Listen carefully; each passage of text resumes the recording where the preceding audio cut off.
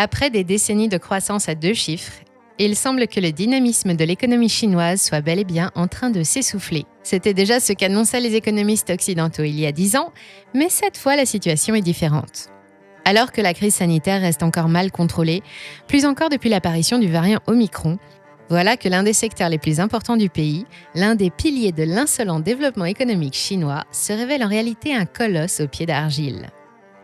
Le secteur immobilier fait face à une pénurie d'acheteurs sans précédent et depuis 3 ans, les promoteurs s'effondrent comme des dominos, contraints par les nouvelles directives de Pékin de maîtriser leurs dettes colossales. La fin du règne de la pierre va-t-elle sonner celle du miracle chinois, déjà plusieurs fois annoncé par le passé mais sans grand succès ?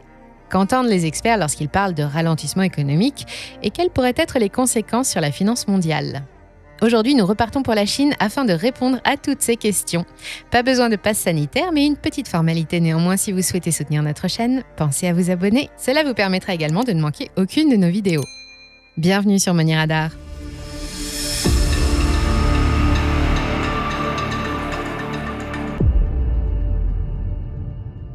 La Chine est passée du statut de pays du tiers-monde à celui d'économie développée à la faveur d'une croissance à 2 chiffres ininterrompue depuis près de 30 ans. Cette croissance exceptionnelle s'est ensuite poursuivie pendant la décennie suivante avec des taux annuels supérieurs à 7,5%. Aucun autre pays au monde n'a su rattraper autant de retard en si peu de temps. Aucun autre pays au monde n'est parvenu à réaliser la performance de se hisser dans le trio de tête des économies les plus puissantes et de devenir au passage la première puissance commerciale en partant d'aussi loin. Aucun autre pays au monde n'a réussi à transformer autant d'agriculteurs en ouvriers en utilisant un modèle inédit, le fameux modèle chinois, grand promoteur de croissance par la consommation, l'endettement, le commerce extérieur, l'investissement public et par la force du Parti communiste. Aucun autre pays au monde n'a connu un tel miracle économique, car c'est bien de cela qu'il est question. La Chine de 2021 n'a plus rien de commun avec celle des années 70. Le pays a parcouru beaucoup de chemin depuis la création de la République populaire en 1979. Elle entame alors une profonde transformation et s'ouvre au reste du monde en tant qu'économie de marché. Elle, qui a raté toutes les révolutions industrielles, domine aujourd'hui des secteurs technologiques de pointe comme la conquête spatiale, l'intelligence artificielle ou la robotique, au point de mettre sur la défensive les leaders historiques de ces spécialités comme les États-Unis, le Japon ou l'Allemagne. En leader mondial des échanges commerciaux mondiaux depuis 2012, elle est de plus en plus impliquée dans l'émission des normes. Elle est aussi souvent désignée comme la 2e puissance économique mondiale, même si en réalité, si l'on tient compte du PIB exprimé en parité de pouvoir d'achat, elle serait déjà devant les États-Unis. Depuis la chute de Mao et du régime bolchevique, l'Empire du Milieu s'est lancé dans un vaste plan de restructuration complet du pays, avec pour principal objectif de devenir le centre du monde et de chasser les États-Unis d'une place qu'il squatte depuis 1920. Pour cela, le pays s'est appuyé sur son ouverture progressive et contrôlée à la finance mondiale, sur son industrialisation qui a permis l'explosion des exportations, sur une main-d'œuvre bon marché et abondante, d'impressionnants plans d'investissement nationaux, ainsi que sur un grand nombre de mesures de soutien à la consommation. Mais plus que toute autre chose, ce sont 2 facteurs essentiels qui sont véritablement à l'origine de l'éveil économique du pays et de ses habitants, l'immobilier et l'endettement. Pourquoi l'immobilier ? D'abord, parce que culturellement, pour les Chinois, être propriétaire de son logement est un signe extérieur de richesse. Et 90% d'entre eux détiennent au moins un bien immobilier.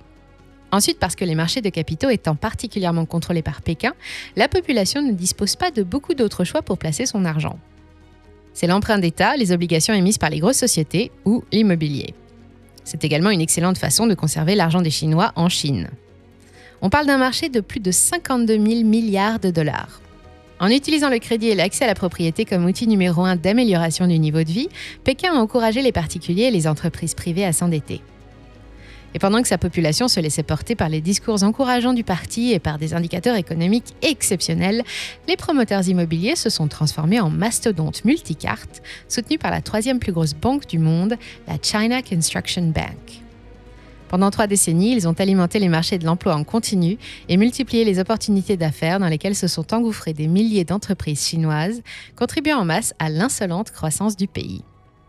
On parle d'une croissance de plus 3340% depuis 1980, corrigée de l'inflation, contre par exemple 84% en France ou 173% aux États-Unis. Selon les économistes de l'Université de Harvard, le secteur de la construction représentait au minimum 29% du PIB chinois en 2019, contre environ 6% aux États-Unis par exemple, et il absorbe aujourd'hui un quart de la totalité des investissements réalisés dans le pays. Oui, mais voilà. Pour la première fois depuis 30 ans, le seuil psychologique de 7% de croissance ne sera pas atteint cette année.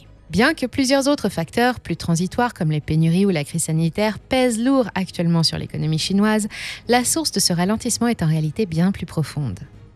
Le monde entier semble découvrir l'inquiétante dépendance de l'économie chinoise au logement et à la dette, alors que les deux indicateurs semblent avoir atteint leurs limites. L'immobilier chinois est en surchauffe depuis plusieurs années. Le prix des logements dans les grandes villes comme Pékin ou Shanghai ont été multipliés par 6 depuis 2002 et sont parmi les plus élevés au monde, alors que les revenus des Chinois n'ont pas du tout progressé de la même façon. Bon nombre de logements sont construits et ne trouvent pas preneur, d'autant plus qu'après une longue période d'exode rural au cours des décennies 90 et 2000, les grandes métropoles doivent aujourd'hui faire face au mouvement inverse avec le retour des citadins dans les campagnes. Ainsi, près de 90 millions de biens immobiliers chinois sont vacants. Mais ce qui attire particulièrement le regard lorsque l'on visite la Chine en 2021, c'est le nombre impressionnant de chantiers de construction, et parmi eux, de ceux qui sont à l'abandon. Des milliers en fait, car les promoteurs surendettés sont devenus extrêmement sensibles aux événements extérieurs et sont naturellement frappés de plein fouet par le ralentissement économique. Evergrande, Fantasia, Scenic, Sunshine ou encore Kaisa sont ceux dont on entend le plus parler actuellement, mais la Chine compte des milliers de petits promoteurs qui ne sont pas épargnés. Cette abondance d'entreprises spécialisées dans la construction a certes créé de l'emploi et fortement contribué au miracle chinois, mais elle a aussi engendré une surabondance de logements qui ne se vendent tout simplement plus et qui fait planer le spectre de l'éclatement d'une bulle immobilière qui n'en finissait plus de grandir. Dans leur euphorie, les promoteurs se sont laissés emporter et se sont lourdement endettés, sans tenir compte de l'éventualité d'un retournement de la tendance, et il n'a suffi que d'une étincelle pour mettre le feu aux poudres. Lancé dans un vaste plan de désendettement du pays, Pékin a récemment invité les banques à resserrer leurs conditions d'octroi, privant les classes les plus populaires de l'accès à la propriété et les promoteurs d'une partie de leur trésorerie. Il n'en fallait pas plus pour déclencher la faillite de plusieurs centaines d'entre eux, du plus petit au plus gros. Dans la panique, les prix des appartements restant sombradés, il faut vendre vite pour faire rentrer de l'argent, quitte à massacrer les prix. Malheureusement, ça ne suffit pas et les échéances impayées fleurissent. Evergrande est en défaut de paiement pour une échéance de 82 millions de dollars sur une dette totale de plus de 260 milliards. Sunshine pour 170 millions de dollars et Kaisa pour 353 millions de dollars. La dette totale du secteur de l'immobilier chinois s'élève à la somme colossale de 2800 milliards de dollars. Et toujours selon les chercheurs de Harvard, si le secteur de la construction chinoise venait à décliner de 20%, il en coûterait 5 à 10% de croissance chaque année au pays. Jusqu'à la fin, l'opinion publique a cru que le gouvernement de Xi Jinping interviendrait pour soutenir ces fleurons du béton, mais c'était sans compter sur les nouvelles directives du parti. En plus haut lieu, on est conscient du fait qu'il faut absolument affranchir la Chine de cette dépendance économique à la dette et au secteur de la construction pour pouvoir enfin envisager sereinement la conquête du monde. Depuis 2017, plus question de maintenir à flot des entreprises fragiles ou surendettées qui ne font que ralentir les autres.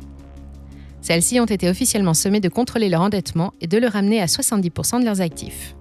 Mission impossible pour bon nombre d'entre elles. Cela veut-il dire qu'Evergrande et les autres promoteurs en difficulté sont condamnés à plus ou moins brève échéance ? C'est fort probable, et quoi qu'il en soit, si main tendue il y a, elle ne viendra pas du gouvernement. Pour lui, le temps de la spéculation immobilière et de la toute-puissance de la pierre est révolu. Désormais, place à la conquête du monde, quitte pour cela à sacrifier les plus faibles en route. Car Pékin et le Parti communiste n'ont pas le temps de s'apitoyer sur le sort des promoteurs, qui sont de toute façon beaucoup trop nombreux. L'éclatement de la bulle immobilière est inévitable, et même souhaité par le gouvernement, qui estime que la correction sera salutaire pour équilibrer le marché. Il apparaît clairement que dans le secteur de la construction comme ailleurs, les arbres ne montent pas jusqu'au ciel. Une fois que toute une population est logée, il n'y a plus besoin de continuer à construire, d'autant plus que les ressources commencent à manquer. L'immobilier n'est donc pas un choix pérenne et la Chine se cherche un nouveau modèle de croissance. Selon George Magnus, l'un des chercheurs du China Center de l'université d'Oxford, il faudra encore 5 à 10 ans avant qu'elle ne trouve son plan B, et pendant ce temps, elle devra faire face à la concurrence de pays émergents qui deviennent chaque jour plus compétitifs. Ainsi, Magnus estime que la croissance ne dépassera pas 4% entre 2025 et 2030. Comme de nombreux pays avant elle, la Chine semble se heurter à ce que l'on appelle le piège du middle income. Car si elle est classée parmi les pays développés, elle ne fait toujours pas partie des pays riches au sens strict du terme. En 40 ans, selon l'observatoire de l'OCDE, le revenu par habitant est passé de 700 à 18 000 $ par an. En revenu moyen par habitant, elle est toujours à la traîne.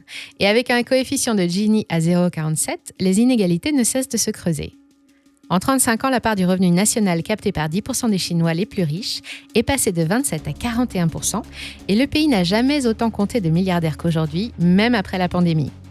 En mars dernier, Pékin a célébré en grande pompe le succès d'un vaste plan national anti-pauvreté en annonçant l'éradication officielle de l'extrême pauvreté en Chine. Un miracle humain qui marquera l'histoire. Ce sont ses mots. Une simple histoire de chiffres, car la pauvreté est loin d'avoir disparu. En 2015, déjà, le ministre des Finances chinois, Lu Jiwei, prédisait à son pays 50% de chances de rester bloqué dans son statut d'économie intermédiaire pendant plusieurs années. Il n'est pas le seul à penser cela. Plusieurs économistes avant lui, comme Larry Summers, enseignant de Harvard, ont émis la même prévision dès l'année précédente. Bien que le cas de la Chine soit particulier, en raison de la nature totalitaire de son mode de gouvernance, elle n'en demeure pas moins soumise aux mêmes critères que les autres pays, surtout si elle souhaite devenir une superpuissance hégémonique, à l'image des États-Unis ou de la Grande-Bretagne. De nombreux pays émergents ont tenté d'accéder au rang de pays riches, mais peu y sont parvenus. Les pays d'Asie comme Singapour, la Corée du Sud ou le Japon, ou plus près de nous, l'Espagne et l'Irlande, sont les seuls à avoir réussi à casser le plafond du middle income. Pour cela, ils se sont appuyés sur des sources de croissance bien différentes et surtout particulièrement efficaces, dont la plus importante d'entre elles, l'innovation. Car c'est bien grâce à l'innovation que les pays que je viens de citer sont parvenus à se sortir du piège du revenu intermédiaire. Pour dépasser les autres, les imiter ne suffit plus. Il faut devenir leader dans ses propres domaines, chercher, découvrir, développer, appliquer et protéger les avancées par des brevets internationaux. C'est aussi l'un des grands projets de la Chine. Le plan Made in China 2025 a été lancé en 2015 avec pour objectif de faire du pays le leader mondial des hautes technologies 35 ans plus tard et transformer le Made in China en Created in China. La Chine ne veut plus être l'usine du monde. D'ouvrière, elle aspire aujourd'hui au grade d'ingénieur. Et dans ce domaine, l'élève modèle, c'est Hong Kong. En effet, la ville fonctionne sur une parfaite alchimie entre les chaînes de production et les centres de recherche et de développement qui s'y sont implantés depuis les années 80. Parce qu'elle a très tôt décidé de se lancer dans la voie de l'innovation, on désigne souvent Shenzhen, terre d'accueil du géant Huawei, de Nvidia ou de Cisco Systems comme la Silicon Valley asiatique. Pékin envisage tout simplement le même développement dans le reste de la Chine. Mais comparer Hong Kong et la Chine est une erreur et ce n'est pas qu'une simple question d'échelle. La première question qui se pose est de savoir si l'actuel président est bien l'homme de la situation. En Chine, le gouvernement ultra-conservateur contrôle tout et les découvertes majeures ne peuvent venir que du Parti communiste qui seul dicte sa sagesse au peuple. Contrairement à la culture anglo-saxonne, les initiatives privées n'y sont pas spécialement encouragées et encore moins l'échec. Ainsi, selon les experts, l'actuel gouvernement ne sera pas capable de réformer l'économie pour l'orienter vers l'innovation sans libérer en parallèle les initiatives privées ou populaires. Deuxième question. Existe-t-il en Chine, voire sur Terre, suffisamment de ressources pour qu'elle puisse réaliser tous ces plans ? Avec une économie toujours dépendante des énergies fossiles comme le gaz ou le charbon, la Chine a toujours plusieurs années de retard dans de nombreux domaines industriels stratégiques et elle se heurte et se heurtera aux mêmes pénuries que le reste du monde. Des millions de tonnes de semi-conducteurs, de terres rares, de matériaux de construction et de combustibles seraient engloutis dans les chantiers pharaoniques d'infrastructures énergétiques, portuaires, ferroviaires et routières des nouvelles routes de la soie, et dans la révolution technologique d'un pays peuplé de plus d'1,4 milliard d'habitants. Troisième question, à quoi va ressembler la demande intérieure une fois que l'immobilier se sera effondré et que les collectivités locales, qui ont tiré d'importants revenus de la vente des terrains, verront leur principale source de développement se tarir ? Enfin, et dernier obstacle, le pays fait face à un autre phénomène inquiétant, le vieillissement de sa population, plus rapide que prévu. Entre 2010 et 2020, la part des plus de 60 ans dans la population a augmenté de 5,44% pour aboutir à 18,7%. Pour tenter de limiter les effets d'un vieillissement accéléré sur la future croissance économique, et après 30 ans de politique de l'enfant unique, les Chinois sont autorisés depuis 2016 à avoir 2 enfants, puis 3 depuis mars dernier. Mais là encore, rééquilibrer une pyramide des âges ne se fait pas en un jour. Si révolution chinoise il y a, elle prendra donc un peu plus de temps que prévu. Récapitulons. Le miracle de la croissance chinoise a atteint ses limites. Essentiellement basé sur un secteur de construction aujourd'hui miné par la spéculation et l'endettement, toute l'économie chinoise menace de rétrograder. Néanmoins, Pékin n'a pas l'intention de soutenir son secteur immobilier et cela va laisser des traces. La situation devrait durer un certain temps, en dépit des promesses du gouvernement chinois pour préserver le moral de la population, le temps qu'il faudra pour trouver de nouvelles sources de croissance et surtout le temps qu'il faudra pour commencer à les exploiter. Pour le reste du monde, cela n'augure rien de bon. Certains vont même jusqu'à envisager que pour accélérer la transition, le tigre de l'électronique asiatique, la très dynamique île de Taïwan, ne tombe définitivement entre les mains de Pékin. Indépendante depuis 1990, ses richesses et les savoir-faire qu'elle abrite aujourd'hui sont toujours officiellement revendiqués par la Chine. Pour les investisseurs étrangers intéressés par l'Asie, il va donc s'agir d'être sélectif. Jusqu'ici, il était commode de diversifier son portefeuille via des trackers spécialisés sur les marchés émergents. Or, actuellement, ces trackers sont pour la grande majorité particulièrement exposés sur le risque chinois et ils devraient naturellement subir un ralentissement identique au reste de l'économie. La Chine et Taïwan représentent respectivement 34 et 15% de l'indice MSCI Emerging Markets, soit près de la moitié des allocations, et cela durera tant que l'économie chinoise n'aura pas atteint sa pleine maturité, autrement dit que le pays conservera son statut de revenu intermédiaire. Doit-on pour autant cesser d'investir dans les valeurs chinoises ? Non, mais en prenant soin de bien étudier l'actualité et de cibler les secteurs d'activité en évitant la construction. Et comme toujours lorsqu'il s'agit de produits financiers risqués, et plus encore en l'état actuel de la situation en Chine, ce type d'investissement ne doit s'envisager que sur du long terme. Et puis, peut-on réellement parler de fin du miracle chinois lorsque le pays parvient encore à réaliser 6% de croissance par les temps qui courent ? N'hésitez pas à nous dire ce que vous en pensez dans les commentaires.